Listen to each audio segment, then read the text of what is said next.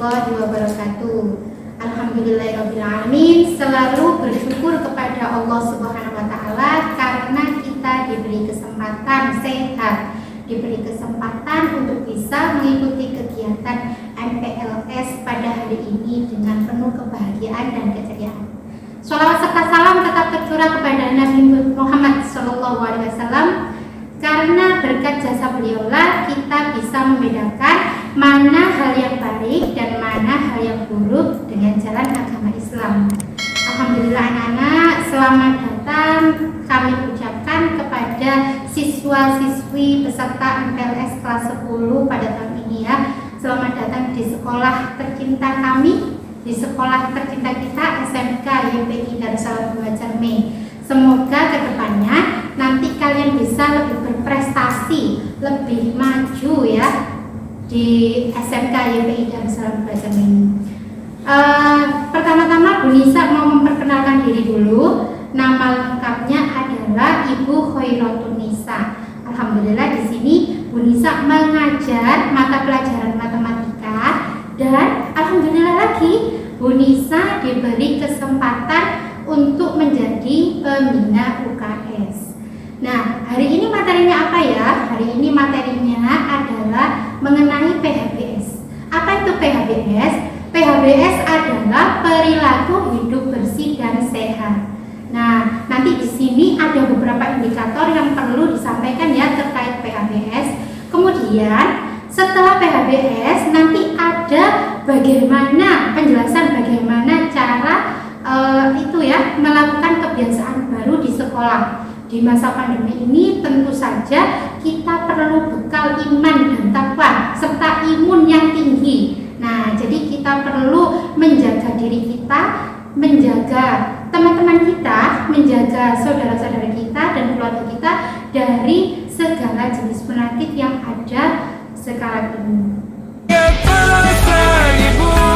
Pakai maskermu, cuci tangan pakai sabun, jangan sampai tertular.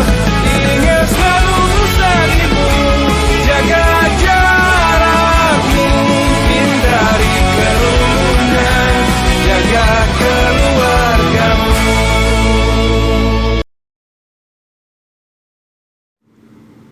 Baiklah anak-anak, sebelum kita lanjut ya, di sini kita mengenal dulu UKS, usaha kesehatan sekolah. Nah, usaha kesehatan sekolah itu kenapa perlu diberdayakan di sekolah-sekolah, yaitu untuk meningkatkan kemampuan hidup sehat peserta didik dalam lingkungan sekolah yang sehat. Jadi nanti peserta didik itu bisa dikontrol ya, bisa dikontrol pertumbuhan dan perkembangannya secara harmonis dan optimal. Nah, jadi kalau kita tinjau kembali tujuan UKS ya, untuk meningkatkan mutu pendidikan dan prestasi belajar peserta didik dengan meningkatkan perilaku hidup bersih dan sehat serta derajat kesehatan peserta didik dan menciptakan lingkungan yang sehat sehingga memungkinkan pertumbuhan dan perkembangan yang harmonis dan optimal dalam rangka pembentukan manusia Indonesia seutuhnya. Jadi nanti diharapkan ya anak-anak, perilaku hidup bersih dan sehat itu bisa kalian terapkan baik di rumah, di masyarakat maupun di sekolah. Kemudian kita bahas lebih lanjut apa itu PHBS ya. PHBS sendiri itu kepanjangan dari perilaku hidup bersih dan sehat. Nah, perilaku yang dimaksud di sini adalah perilaku yang dilakukan secara sadar bahwa perilaku tersebut dapat menolong dirinya sendiri di bidang kesehatan dan berperan aktif dalam mewujudkan kesehatan masyarakat. Nah, jadi seperti itu ya nak ya untuk definisi atau kepanjangan serta penjelasan dari PHBS. Kenapa kita harus ber-PHBS? Nah, yang pertama itu dapat menguatkan kesehatan. Sudah sehat, dikuatkan lagi, jadi tidak mudah sakit. Kemudian dapat mencegah penyakit. Nah, ini juga kalau kita melakukan perilaku hidup bersih dan sehat, penyakit itu bakal jauh-jauh dari kita ya. Terus menjadikan lingkungan sehat. Nah, karena kita sudah sehat, teman-teman kita sehat, orang tua, keluarga kita sehat, maka terciptalah lingkungan yang sehat. Itu yang diharapkan. Kemudian apa saja yang tergolong dalam perilaku hidup bersih dan sehat? Ini ada 8 indikator ya yang perlu kita kembangkan PHBS di sekolah. Yang pertama, mencuci tangan dengan air yang mengalir dan memakai sabun. Yang kedua, mengkonsumsi jajanan sehat di kantin sekolah. Yang ketiga, menggunakan jamban yang bersih dan sehat. Yang keempat, olahraga teratur dan terukur. Yang kelima, memberantas jentik nyamuk. Yang keenam, tidak merokok di sekolah. Yang ketujuh, menimbang berat badan secara teratur. Yang kedelapan, membuang sampah pada tempatnya. Nah, jadi itu adalah 8 indikator PHBS. Oke, kita bahas satu persatu di sini ya nak ya. Pertama, mencuci tangan dengan air mengalir dan memakai sabun. Nah, kenapa harus memakai sabun? Nah, tentu saja sabun bisa digunakan untuk membunuh kuman penyakit ya yang menempel di tangan kita, bakteri-bakteri yang menempel di tangan kita setelah kita melakukan kegiatan. Nah, bagaimana cara mencuci tangan yang baik? Ini kita lihat di sini gambarnya ya. Pertama, kalian basahi dulu tangan kalian dengan air mengalir. Kedua, gunakan sabun pada tangan kalian. Nah, kemudian kalian gosok-gosokkan tangan kalian ya. Yang pertama adalah telapak tangan, kemudian ibu jari kalian, kemudian punggung tangan kalian. Nah, kemudian sela-sela kuku. Nah, sela-sela kuku juga harus dibersihkan. Itu adalah tempat di mana kuman-kuman itu bersembunyi. Kemudian kalian gosok lagi tangan kalian dan terakhir siram dengan air yang mengalir. Kemudian keringkan. Oke. Nah, jadi itu ya langkah-langkah mencuci tangan yang baik. Nah, kapan kita harus mencuci tangan? Kita harus mencuci tangan, ada di situ, sebelum dan sesudah makan. Kemudian setelah bermain, setelah memegang uang ya, setelah memegang binatang, setelah buang air kecil dan buang air besar. Jadi itu adalah kapan kita harus mencuci tangan kita supaya bersih. Kemudian mengkonsumsi jajanan sehat di kantin sekolah. Nah, ini juga perlu kalian perhatikan. Jajan jangan sembarangan di tempat sembarangan ya. Kalian perhatikan kebersihannya bagaimana, terus makanannya itu sehat apa tidak. Nah, supaya apa? Supaya kalian tidak mudah terserang penyakit ya. Yang pertama, penyakit yang biasa kita alami ketika kita jajan sembarangan itu yang pertama adalah diare.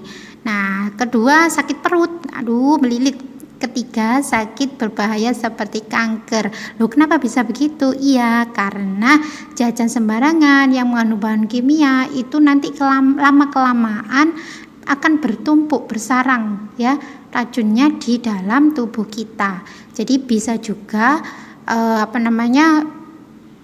mengakibatkan penyakit kanker. Kemudian diabetes. Nah, seperti kita selalu minum minuman manis ya, jajan es yang sering kita lakukan. Nah, itu juga harus dikontrol ya nak ya. Jangan selalu minum es yang rasanya manis. Jangan selalu minum minuman yang mengandung kadar gula yang tinggi. Jadi harus sehat, harus bisa memilih makanan sehat. Kemudian menggunakan jamban yang bersih dan sehat. Ayo, siapa yang suka BAK dan BAB di tempat yang tidak semestinya?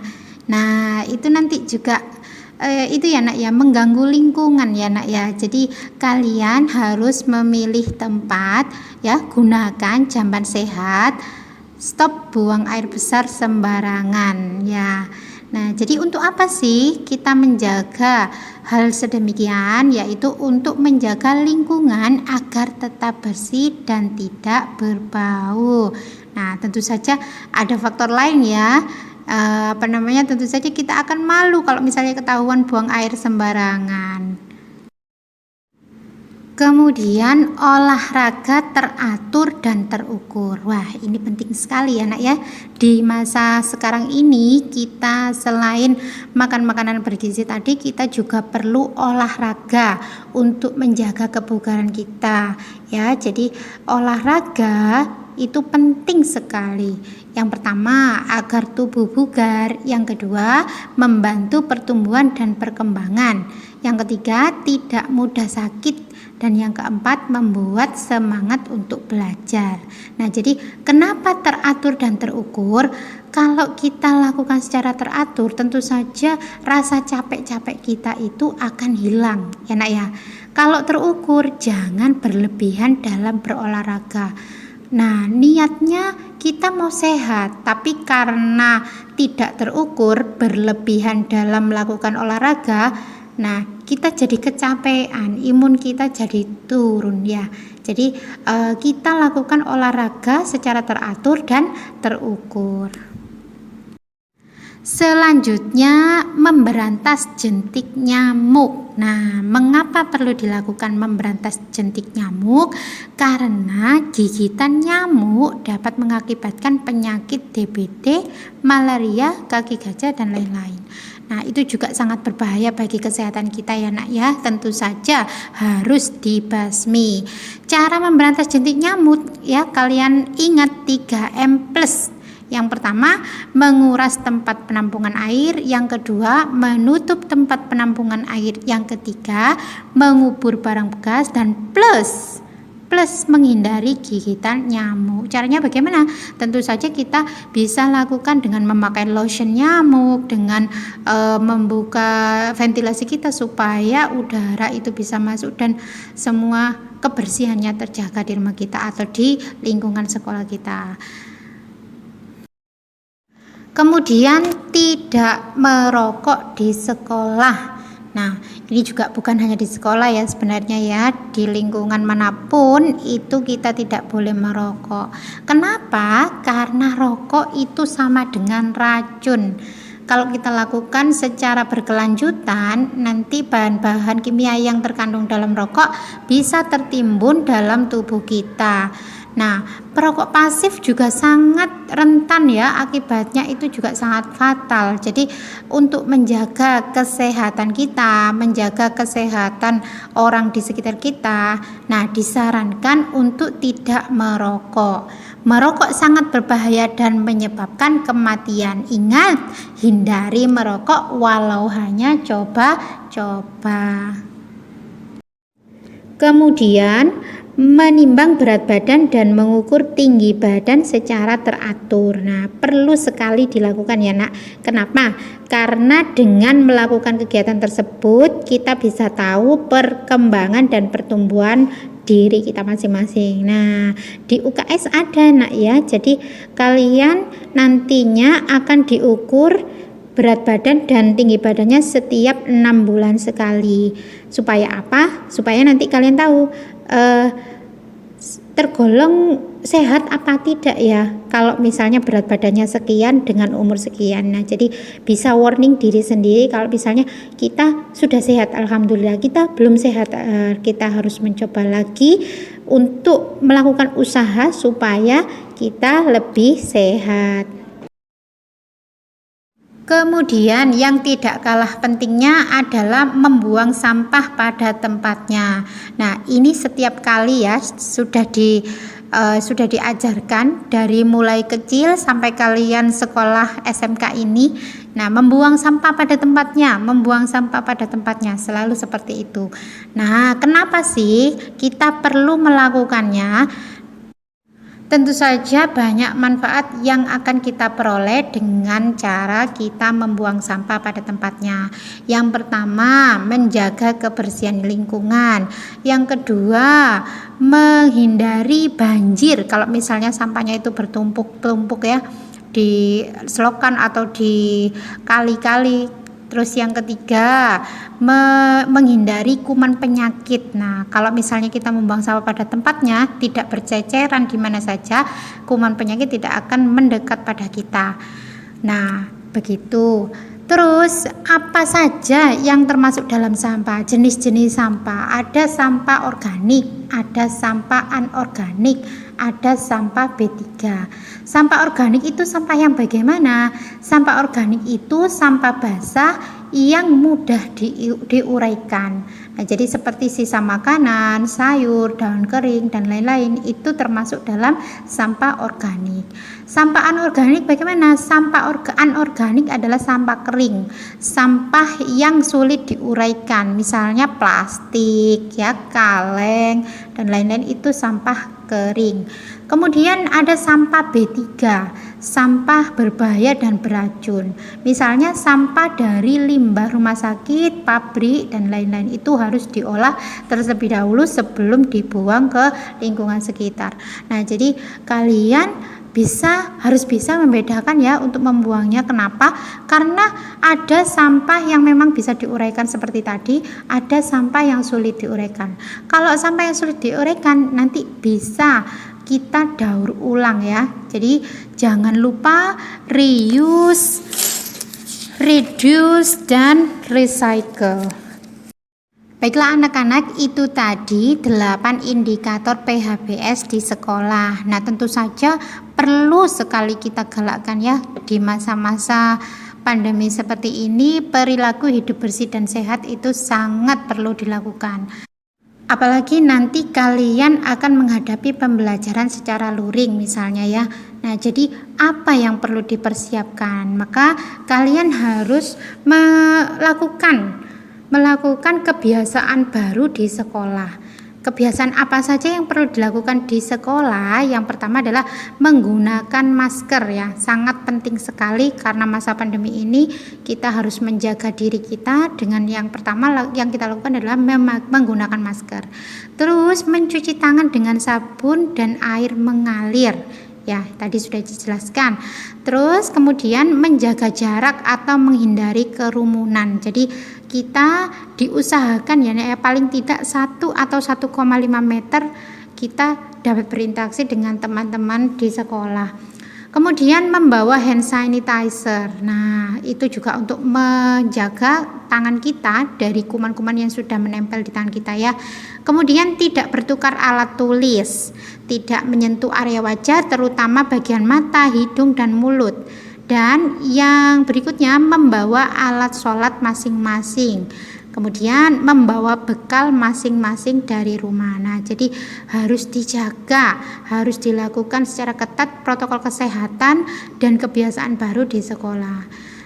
Baiklah anak-anakku tercinta, demikianlah pemaparan yang dapat kami sampaikan mengenai PHBS dan kebiasaan baru di sekolah. Semoga kalian bisa menerapkannya dalam kehidupan kalian ya, bisa bermanfaat. Dan selalu ingat menjaga protokol kesehatan di masa pandemi ini.